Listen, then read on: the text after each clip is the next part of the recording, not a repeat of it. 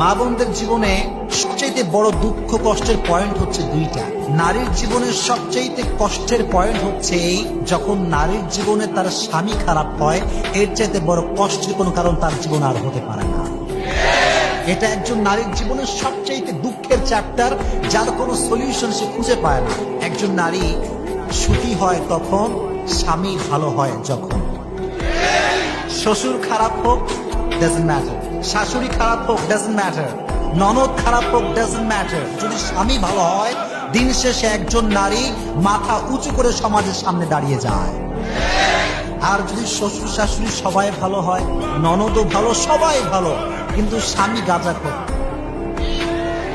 ওই মেয়ে কখনো মাথা উঁচু করে দাঁড়াতে পারে না। কারণ যার স্বামী খারাপ, তার জীবনটা একটা জাহান্নামের টুকরা হয়ে যায়। ঠিক কিনা বলেন?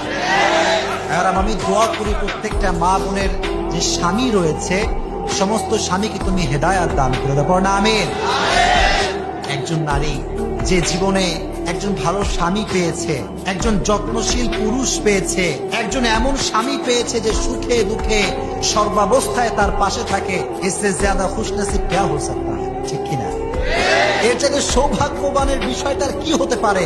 ওই নারী পৃথিবীর সবচাইতে সৌভাগ্যবতী নারী, যারা স্বামী যত্নশীল পুরুষ। ঠিক কিনা বলেন?